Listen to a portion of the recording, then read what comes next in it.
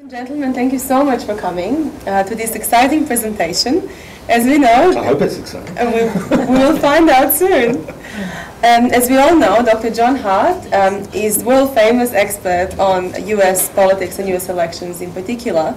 We have heard him numerous times around Canberra on television, in the media, but we are really eager to hear the latest gossip from Washington. And as I've just learned, this picture was taken 2 weeks ago in Washington, D.C. by Dr. Hart himself. So I was there. We have also read that various journalists are calling this upcoming election as the greatest political showdown on earth, a battle for America's soul, and so on and so forth. So there are all these grandiose statements which all of us get drawn into this debate from our own personal perspectives, to the extent that some of analysts are suggesting that we all should be voting in this election, being so important for the whole world, not just for the United States of America. As we all know, on Wednesday there will be a first presidential debate between the two candidates, one of three, if I'm not mistaken. And this is even more important to hear Dr. Hart's remarks tonight. And please make him feel welcome. I've entitled this talk Obama's Vulnerability because I happen to think Obama is vulnerable, and I'm going to explain why. Let me say at the outset, I'm a political scientist by profession. I don't think political scientists have the ability to predict elections. What you hear from most political scientists is informed hunches about how things will turn out. Our discipline is, it's tried to develop techniques and tools for forecasting elections. Political scientists, particularly in America, get frantic in the 6 months run-up to the election. They publish all these complicated models predicting the outcome of the election, and then they spend the next 6 months explaining why the model didn't work. I'm not in the prediction business. I don't know who's going to win. But to set the scene, let me give you an indication of the state of play between Obama and Romney in this upcoming presidential election. And I'm going to draw a lot on a national opinion poll conducted by the Washington Post and ABC News, which was published in the Washington Post on Monday. It's a sample survey, national sample survey of over 1,000 respondents. And it'll give you a sense of where things stand at the moment. Basically, if you ask likely voters if the presidential election were being held today, who would we vote for, it's really tight nationally. The Washington Post ABC poll is showing Romney with 47% support from likely voters, Obama 49%. The question is, if the election were being held today, of course, when it was asked between the 26th and the 29th of September, the election wasn't going to be held today. It's still another 6 weeks away, and things can happen in those 6 weeks. There are 3 presidential debates coming up. They may or may not change the way people think about the candidates. But at the moment, it's showing a very close race. The Washington Post also asked the same question, but includes registered voters, based on registered voters, not just likely voters. If you are registered to vote in the United States, there's a very high likelihood that you will vote. There's actually a high turnout amongst registered voters. I mean, the turnout problem in the United States is because a significant proportion of the potential electorate are simply not registered, and if you're not registered in most states, you can't vote. But amongst registered voters, Obama has a bigger lead nationally. The Post-ABC poll asks a number of other questions of the candidates. Who do you trust to do a better job of handling the economy? Normally, this is the crucial question in a presidential election campaign, and there the electorate are evenly divided. 47% each view their man doing a better job of handling the economy. Who's better at handling the budget deficit? This is one of the few areas where Romney comes out ahead of Obama, which is very, very odd, actually, given that Romney's position is lower taxes, more defense spending, but he's considered better able to handle the budget deficit. I can't explain that one. Who do you trust to do a better job of handling healthcare? Well, this was taken after Romney's selection of Paul Ryan, and Paul Ryan, as his running mate, has highlighted the healthcare issue because Paul Ryan really does want to change the Medicare program in the United States, and it's starting to be reflected in the polls with Obama coming out ahead on that issue. Handling of international affairs, a 5-point margin. Obama has a 5-point margin over Romney in terms of who can do a better job of handling international affairs. When the questions handling terrorism, I think those figures are, I think they're wrong. It's actually, I've put the wrong figures in there. I'm sorry, I apologize. The figure is simply about a 1 point Obama lead over Romney. I'm sorry about that. Which candidate better understands the economic problems of the United States? Clearly, Obama is perceived as more sympathetic to the present economic plight of the United States, and those figures are the right ones for that question. The Washington Post ABC poll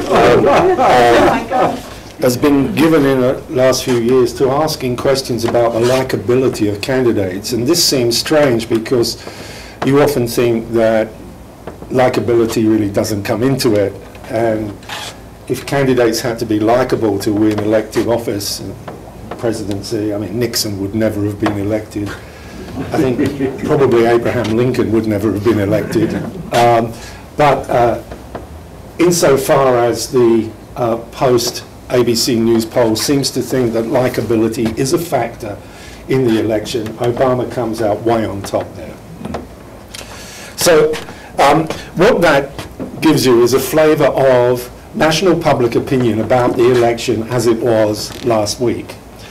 I happen to believe it doesn't tell you too much about the American presidential election because I think the national perspective is almost irrelevant, and that's what I want to talk about today and try and explain today.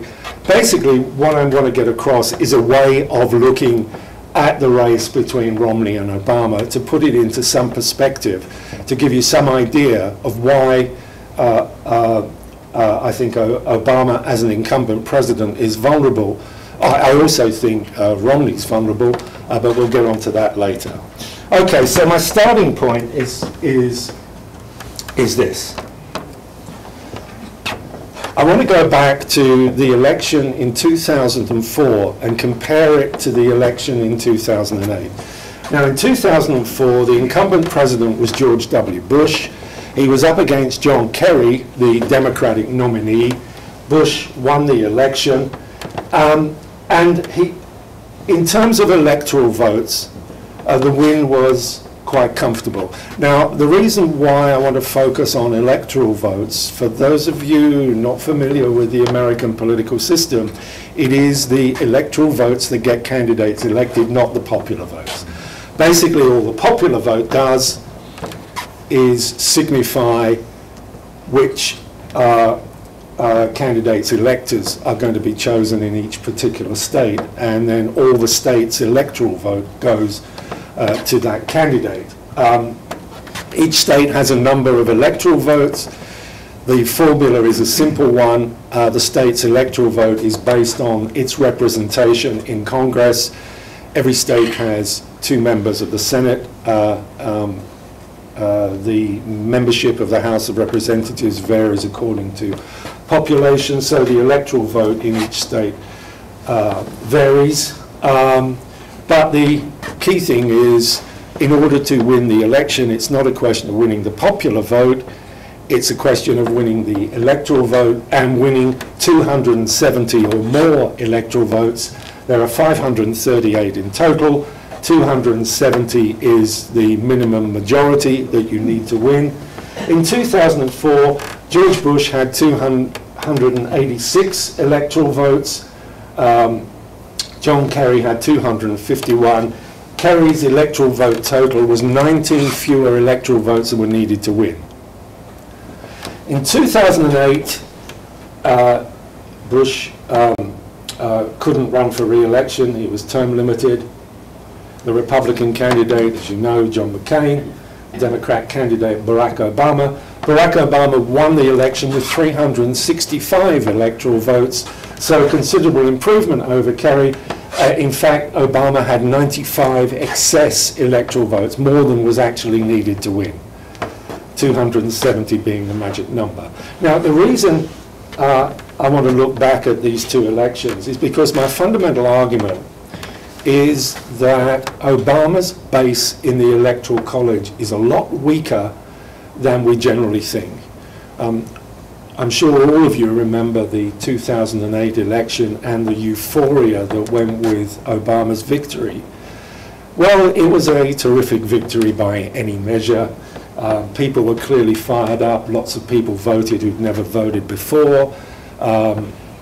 It was a significant election. But when you actually look at the Electoral College vote, it's not that convincing.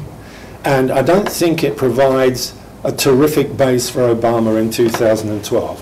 So just to extend this a bit further, these here were all the states that John Kerry won in 2004, the states in this first column. Barack Obama in 2008 carried every one of the states that Kerry won in 2004. These states gave Kerry 251 electoral votes. Obama carried all the same states plus 9 more. And those 9 more gave Obama a total of 365 electoral votes. Now, those additional states that Obama carried in 2008, I like to call the Kerry plus states. And I think they're crucial in this year's election. 9 of them: Colorado, Florida, Iowa, Indiana, North Carolina, New Mexico, Nevada, Ohio, and Virginia. Let's have a look at those states. In all, they account for 112 electoral votes.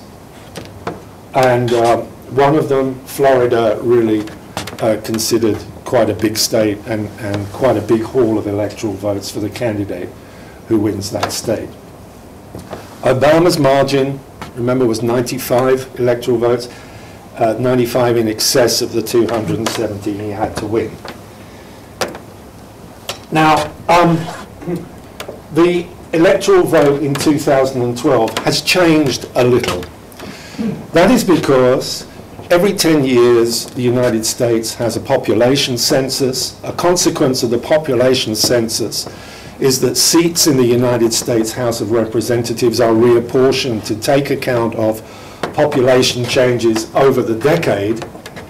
And when states lose seats or when states gain seats, that also automatically affects their electoral college vote, because the formula for the allocation of electoral college votes is the number of representatives and the number of senators each state has in Congress. So as a consequence of the 2010 census, Florida has gained 2 states as to electoral votes because it's picked up 2 more seats in the House of Representatives. Iowa has lost a seat in the House of Representatives, and as a consequence, it's lost an electoral vote. Nevada has gained a seat in the House of Representatives, it's picked up 1. And Ohio is a state that has lost 2 seats in the House because of population decline in that state, so it's lost 2 electoral college votes. As it happens, it comes out a wash. It doesn't change the overall total of electoral votes in those 9 Kerry plus states. But the House reapportionment did affect the total number of electoral votes won by Obama to the tune of 6. If you look at the states won by Obama in 2008, they have lost 6 electoral votes, and they're all the states that Obama carried in 2008 that Kerry carried in 2004 as well. So they're regular Democratic states, putting it that way.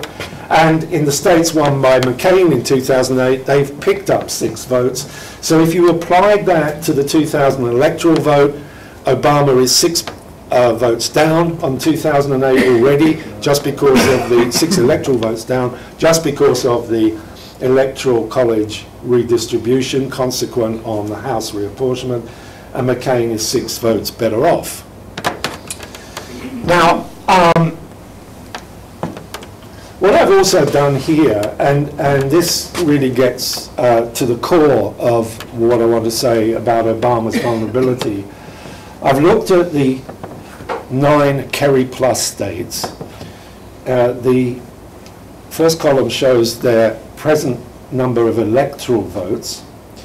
The second column shows Obama's margin of victory in those states over McCain.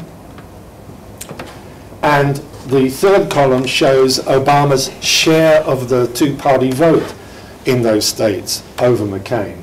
Now, generally, where a margin of victory over your opponent is under 5%, that's considered to be fairly close, marginal in American terms. And where the share of the vote falls under 55%, that is also considered to be a marginal contest. And what I've done, I've asterisked the most marginal of those 9 electoral, those 9 Kerry plus states. Florida, Obama, took what was then 27 electoral votes with just a very narrow margin over McCain in 2008, a 2.8% margin, just 51.4% of the popular vote. In Indiana, again, very close, 1.3% of the margin of victory, 50.5% share of the vote. Other highly marginal states, the most marginal one, of course, was North Carolina, where Obama won by just that much. And in a big state like Ohio, under 5% margin of victory and well under 55% share of the vote.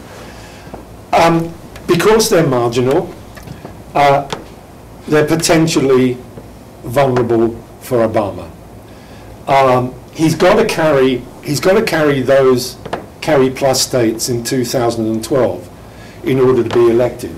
Say, for example, in each of those states I've asterisked, and even the ones I haven't asterisked, a lot of commentators think that Colorado is marginal this year, and the candidates are clearly campaigning there.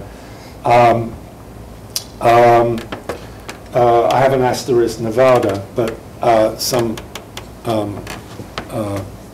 blogs and various sources will tell you that they think that's a marginal state. I don't happen to think it is. But say, for example, Obama failed to carry those 6 states, Virginia, Ohio, North Carolina, Iowa, Indiana, and Florida, all marginal. It would cost him, I put them in red here. If he failed to carry those states, he would lose 92 electoral votes from his 2008 total. And because they're marginal, it's a possibility. I'm not saying it's a probability, it's a possibility. And given that so much was running against Obama, basically at the outset of this campaign season, I mean, primarily the state of the economy, no president presiding over 8.2% unemployment has been re-elected in the past, except Roosevelt in the height of the Depression. His performance ratings, Obama's performance ratings, have been under 50% for quite a while now, and that's not very favourable. So, I think those Kerry plus states are not secure. They make him vulnerable. They could lose him 92 electoral votes if he fails to carry just those 6. I'm not saying he's going to fail to carry those 6. I'm saying that they are marginal and potentially they could go the other way. So look at the maths. Obama needs to win 270 electoral votes. His total in 2008 was 365 electoral votes, which was 95 in excess. He's already lost 6 electoral votes from the House of Representatives reapportionment. If he lost those 6 asterisk Kerry plus states, he would lose another 92 electoral votes, 365. Take away 6, take away 92, brings him just under the 270 electoral total.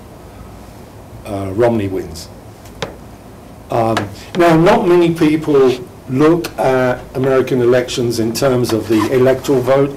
Most Americans don't, because basically most of them are pretty much unaware of the way their own electoral system works. The actual electoral vote count doesn't get a great deal of publicity in America.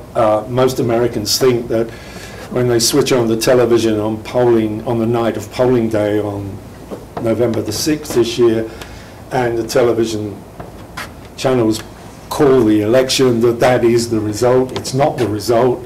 The result doesn't actually, the votes don't actually, the Electoral College votes don't actually get cast until 6 weeks later, in mid-December, and they don't get counted until a joint session of Congress on January the 6th. So I think the Electoral College maths make Obama vulnerable. Now, this is not to say that there wouldn't be changes in all the states that Kerry carried in 2004 and Obama carried in 2008, those solid Democratic states, although to me they look pretty safe. It's not to say Obama is going to lose some of those Kerry plus states, although there are polls that are suggesting he's not doing particularly well in North Carolina and he's not doing particularly well in Indiana. But I'll come back to that in a moment. What is Romney's problem? He has a tendency to put his foot in his mouth, but I'm sure you all know that. Romney's problem, I look at it in the same way. Look at the Electoral College maths. He needs to win 270 electoral votes. The Republican total in 2008, not his total, John McCain's total, but nevertheless the total of his party was 97 short of what he needed. Okay, the Republicans have probably gained 6 electoral votes from the House of Representatives reapportionment. Those states I would expect to go Republican. Romney needs to find 91 more electoral votes from those Kerry plus states in order to get the 270 to win.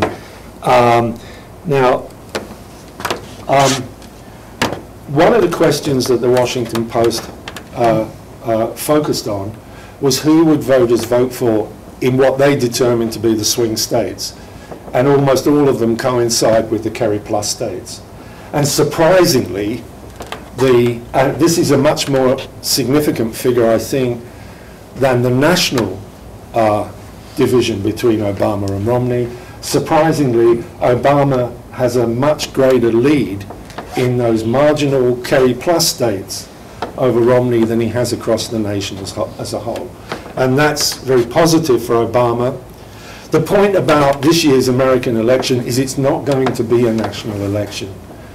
If you look at where the candidates are campaigning, they are actually campaigning in those Kerry plus states. They're spending a lot of time in Virginia, in Ohio, in Iowa, in Indiana, in Colorado. They're hardly bothering to go to California or New York except for fundraisers. If you live in California or New York, which are both very predictable Democrat states now, you won't see much of the election. If you live in Texas, a very predictable Republican state, although it's a big state like California and New York, you won't see much of the election. The election is actually taking place in just those swing states. It's not a national contest. For the most part, most of the nation has in effect decided how it's going to vote. There's no need for Obama to campaign in New York or California. They're both predictably safe Democratic states, and for the same reason there's no need for Romney to campaign in those states. He's very unlikely to win them. What you can say is, if you focus on the swing states, the polls right now are showing that Obama has a better lead in those swing states than he does in the national polls, but then the contest is not a national contest. Okay. So basically that's my take on the election. It's a fairly stuffy way of looking at it, but I think it's a much more accurate way of looking at Romney and Obama's prospects. The Electoral College vote is what counts, and I think it's crucial for Obama to hold on to those Kerry plus states. It looks as though, for the most part, he's doing that at the moment. I think one of the reasons why the vote in the swing states is much higher for Obama is because it's those swing states that are getting all the campaign advertising.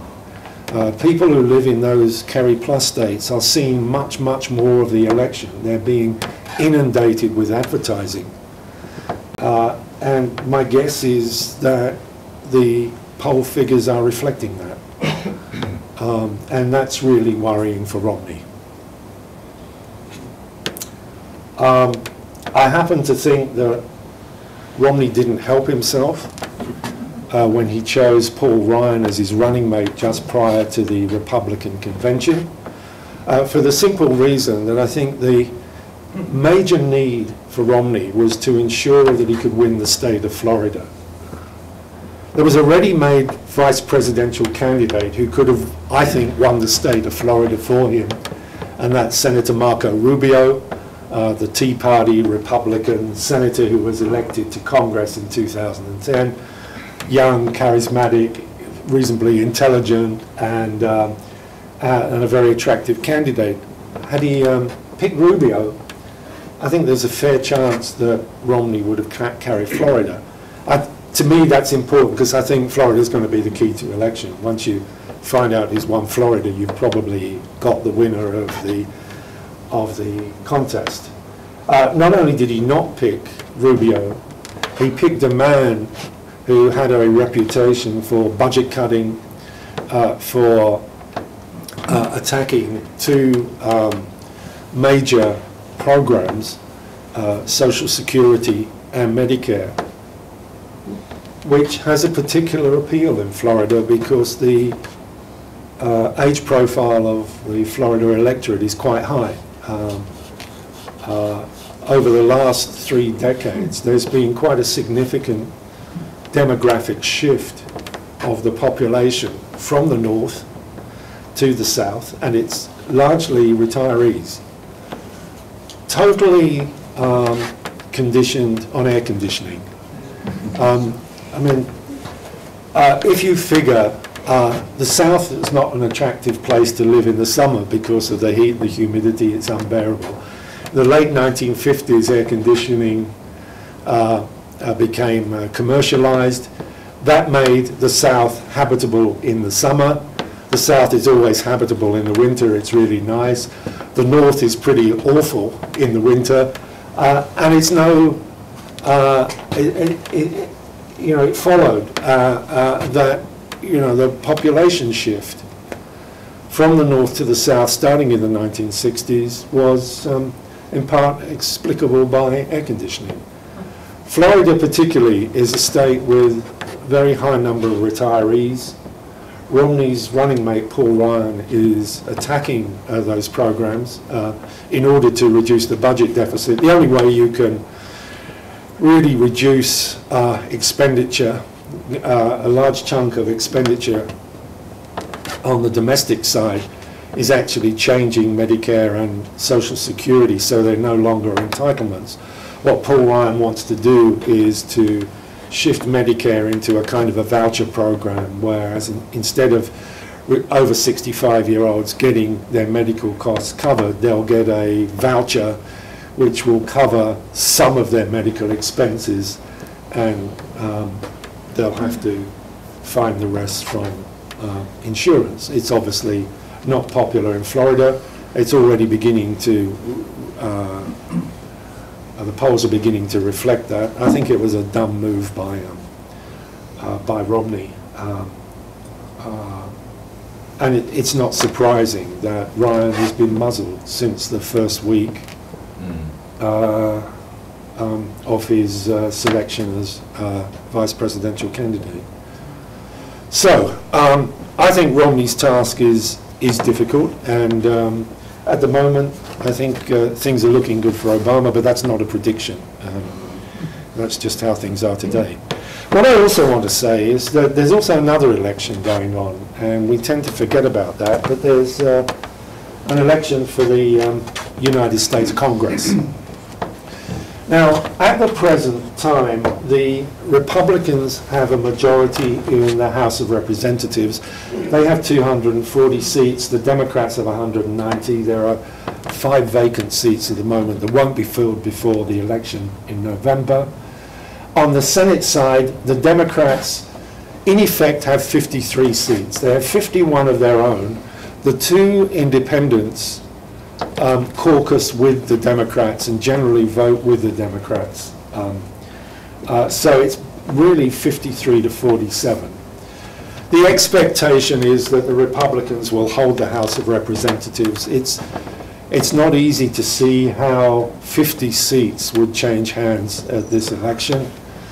The Senate is on a knife edge, partly because there's an imbalance in the seats to be contested. Only 1/3 of the Senate is up for re-election every 2 years. But this year in 2012, of the 33 seats that are up for re-election, 21 of them are presently held by Democrats, only 10 of them Republicans, and 23 if you count the 2 independents who are both up for re-election.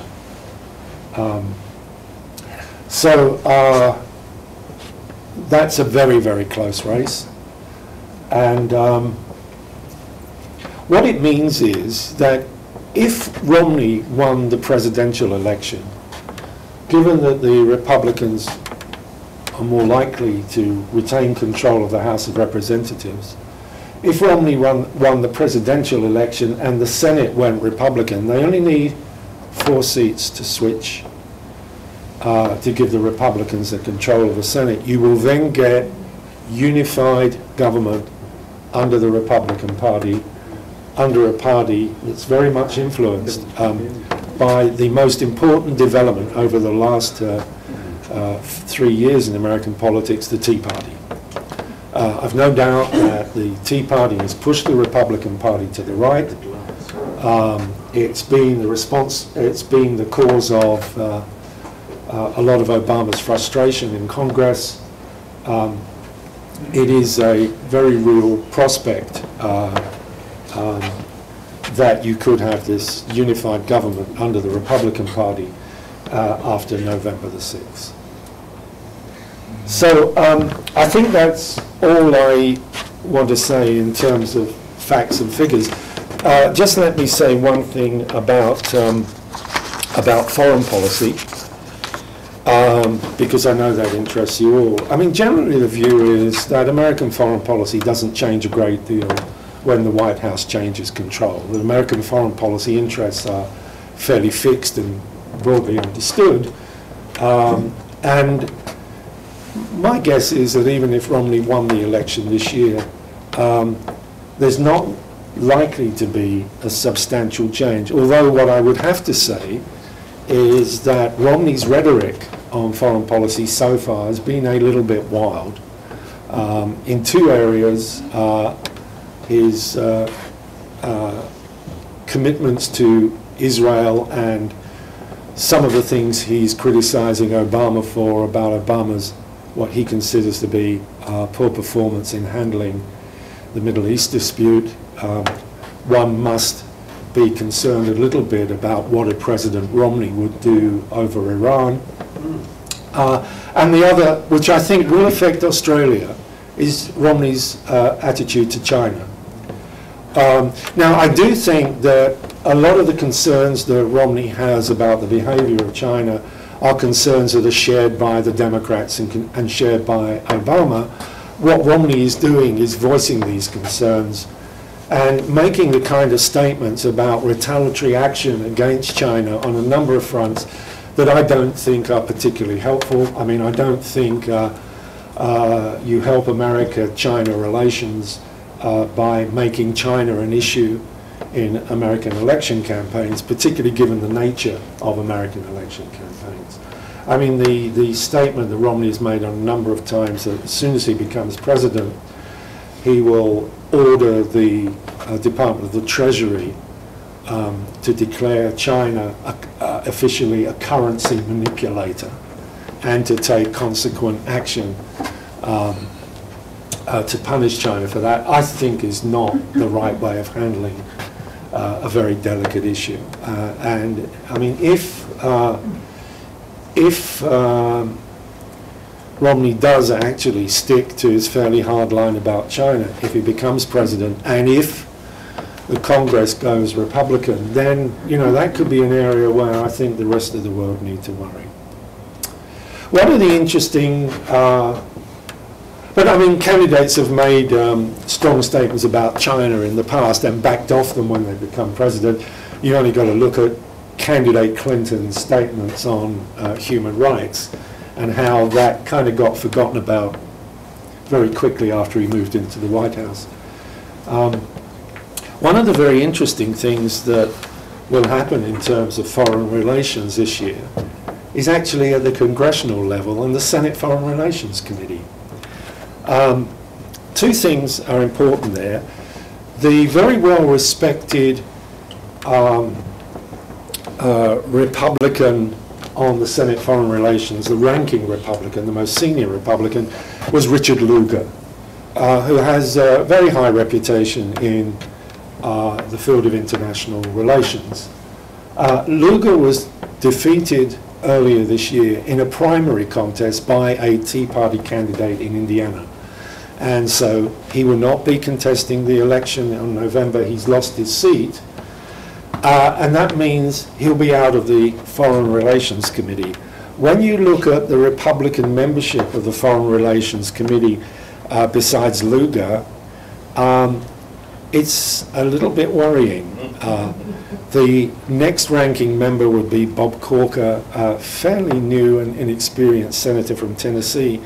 Then some of the most conservative hardline members of the Senate are on that committee. Jim Risch, Marco Rubio, James Inhofe, Jim DeMint, Johnny Isaacson. It's slightly disturbing, actually. So if the Republicans get control of the Congress, of the Senate, they will be running the Senate Foreign Relations Committee. And it's also quite possible, of course, that the present chair of the Senate Foreign Relations Committee, John Kerry, on the Democrat side, might be the next Secretary of State. I mean, Hillary Clinton has indicated that she's not going to stay in office for a second term, and Kerry is one of the names being put about as a potential replacement. And then if you look at the Democrat side of the Senate Foreign Relations Committee, again, apart from Richard Durbin, some very young and inexperienced people, Robert Mendez, Ben Cardin, Robert Casey, Jim Webb, who won't be there, the senator from Virginia because he's retiring, Christopher Coons, Jean Shaheen, Tom Udall. Now, I'm not saying the Senate Foreign Relations Committee is pivotal in the conduct of American foreign policy, but what I'm saying is it can influence the way foreign policy is framed in the United States. A Republican-controlled Senate Foreign Relations Committee, I think, will be very, very different to the present state of affairs, with a fairly experienced Republican as the ranking Republican member and a fairly experienced Democrat senator chairing the committee. Well, look, I've talked for far too long, so I'll stop there, and I'm happy to respond to any questions. Yes, we have a question at the back, John. Thank you. You mentioned that the people thought that Romney would have a better grasp on the economy out of the two of them. But while the president is the front man, the polls are showing Obama. Well, who actually determines foreign policy, defence policy, foreign affairs policy, economic policy? A combination of the president, the administration, and the Congress. And it depends on what the state of the Congress is. For example, on economic policy, the Democratic administration for the last 2 years has had to try to come to terms with and compromise with a hostile House of Representatives. It's failed to do that. At one stage, that nearly threatened a catastrophic crisis. That was the vote on extending the debt limit earlier on this year, where a lot of Republicans were not willing to go along with what has been usual practice and raise the debt ceiling. They were prepared to say no, they are not going to allow the United States government to borrow any more money. They were prepared to live with all the economic consequences of that. Now, as it happened, the debt limit legislation did get through Congress, but it was pretty scary for a time.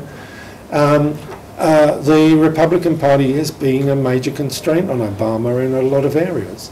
I mean, the most obvious is environmental policy. I mean, Obama's given up on climate control policies because of the Republicans in Congress. I mean, the American system of government is a system of shared powers between different branches of government, and on no issue is it clear-cut who rules the roost, even on foreign policy.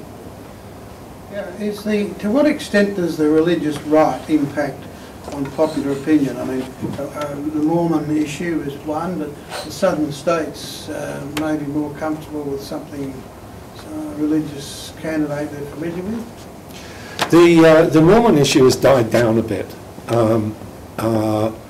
It's not getting much airtime, but I think it did play an important role in Romney's relatively poor performance in the quest for his party's nomination. Up until the time that Newt Gingrich and the guy from Pennsylvania, Rick Santorum, dropped out of the race, Romney had done very, very badly in the nomination contests in the southern states. He only won one southern state, which was Florida. He was beaten by either Gingrich or Santorum in all the rest up to the time he dropped out of the race. Some people would say Florida's not even a southern state. Not really, because it's full of northerners who've migrated there. I think that's an aspect of Romney's standing in the election that a lot of people have overlooked. He never won over the core of his own party in the nomination contest. The conservative heartland is now in the South. It is very much built around the Christian right in the South, and Romney did very poorly. I mean, I think, like McCain in 2008, Romney actually won the Republican nomination not because he was the most popular candidate, but because he was the beneficiary of a very complex set of rules, basically winner-take-all primaries, where you didn't need to win a majority vote to take all the delegates from a particular state. And to the best of my knowledge, up until the time Santorum and Gingrich dropped out of the race, Romney didn't win a majority in any state in which he won a primary. So I think he's pretty weak within his own party. I think he signalled that in his choice of Paul Ryan as his running mate, in that I think he thinks that Ryan will shore up the conservative base in the party, and that was strategically more important to Romney than trying to find a running mate that would appeal particularly to the independent vote, which most people think is going to swing the election. McCain did the same thing in 2008. I mean, he wasn't popular with the conservative base in the Republican Party. He picked Sarah Palin to shore up that base, and in fact I think it was very successful. You know, I mean, we all think of Sarah Palin as a bit of a joke, and it's tempting to say that Sarah Palin was one of the contributory factors to McCain losing the election. But my sense is she probably did do a lot to get the conservative Republicans who weren't particularly keen on McCain to come out to vote. What the problem with Palin is she turned off again the independents who were so vital to the outcome in 2008. I think Ryan's doing the same sort of thing. I think Romney's made a mistake. But I think it was a choice of running mate that was conditioned on his own weakness in his party. How far, I think probably we'll never know whether in fact, if that is Republican voters in the South tend to stay at home on election day. I mean, they, you know, they've got that choice in the United States. If they do tend to stay at home on election day, we'll never know if that was because they don't want a Mormon in the White House. But there is a concern about turnout on the Republican side, and it's one of Romney's major problems, trying to win back those disaffected Republicans in the South who weren't particularly keen on his candidacy. Thank you. Yep, thank you. The gentleman behind Yeah, you. I think one could make a case that Romney is a convinced Mormon, but he's not convinced about anything else. And that, in fact, he's not a particularly ideological man, given his track record as governor. He supported a healthcare plan which looks remarkably like Obamacare, and that he's trying, in fact, to play to his own right wing from a position which doesn't support that in terms of his own history. Yeah, and Obama is a conviction politician who isn't able to get his convictions legislated, but is still respected for his opinions. Yeah. How would you respond to that? On Romney, I agree with you exactly. I think in order to get the Republican nomination, Romney had to shift to the right. I think he did it in a very ham-fisted way.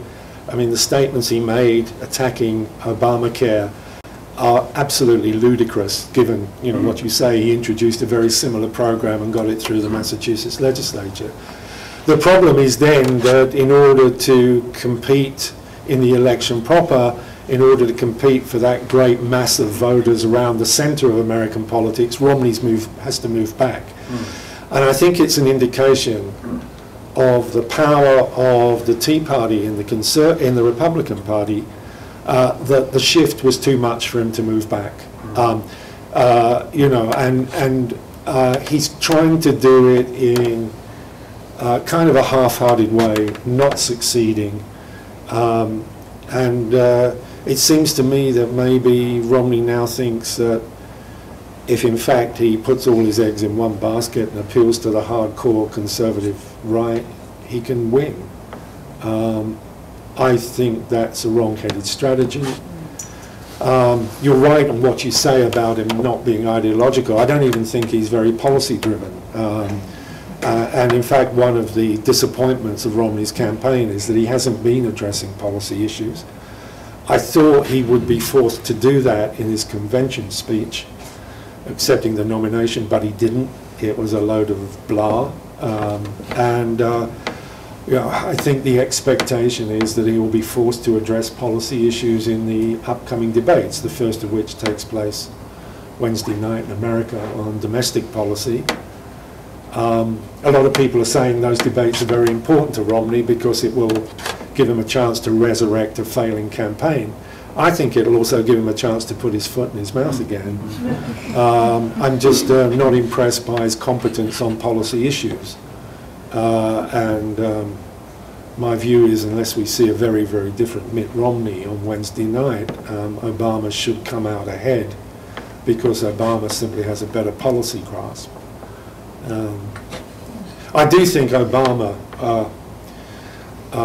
is partly to blame for his own declining support in America. I mean, his rhetoric in 2008 was, I think, irresponsible. He was promising the moon. He engaged the support of a lot of people who are now a little bit disillusioned and disaffected. I mean, he hasn't changed the world. Maybe he'll do it in his second term, but I mean, he shouldn't have been using that kind of rhetoric. It was just irresponsible. And he's paying the price now in terms of He's running against himself. Yeah, basically. The last probably question. Yeah, would you like to chance a comment on? Two questions, okay? You answer the gentleman. Frank's had his hand up for a long time. Okay. Let me do three. Last three questions. Okay, look, would you like to look ahead 4 years and chance a comment on possibility of Clinton candidacy, another Clinton? There's no way of knowing. I haven't a clue what she really wants to do, nor of most people. All I can do is read the rumours in the press that she is going to stand down as Secretary of State. That would be a good move if she did decide to run in 2016, because I think you've basically got to be unemployed in order to run for the presidency, because it's a full-time job. But I've no idea. It's too far down the road. And of course, it all depends on what happens on November the 6th. I mean, if Romney wins the election, the incumbent generally has an advantage the next time round. Hillary Clinton might look at that and say, well, it's not even worth bothering. I'm not going to run to lose again. I've just no idea. Frank and the gentleman. Thanks. I'd like to ask about something we were discussing privately earlier. The potential implication of voter identification laws, particularly in the key Kerry Plus states and other key states that might have been in the Democrat camp in 2008. These laws, I think, usually promoted by Republican state administrations, require voters not only to be registered to vote, but to show identification, often photographic identification when they come to vote. Yeah. This has been seen as being often discriminatory against poorer people who have less access to the appropriate records, and to African American voters who may be suspicious of legal administrations, or as in a case I heard on the radio the other day, the case of African American women in a major city who had voted for decades, but who had migrated from the South and had been unable to get their birth certificates from where they come from the South. People who had voted for decades but were going to be taken off the roll by these laws. Now, I'm not clear as to how many more of these laws have been implemented since 2008 and in which states. I believe there is, for example, such a law in Ohio, which is one of the key states. Yeah. Just wondering if you can comment on that, because it could create a disparity between what the polls show in terms of voter intention and what voters are actually able to do if they actually go and try and vote. Absolutely. The first thing I would say is that the Republicans are very good at this, and they have been for a long time. You may remember when William Rehnquist went before the Senate Judiciary Committee when he was nominated as Chief Justice. His previous experience as a party worker came back to haunt him. I mean, he was doing this kind of thing in Arizona in the 1950s, challenging voters and succeeding in stopping voters going to the polls. Florida and Ohio are the worst states. What is amazing is that given all the problems that the election of 2000 exposed in Florida, the problems of election administration, that virtually nothing has been done to clean up election administration.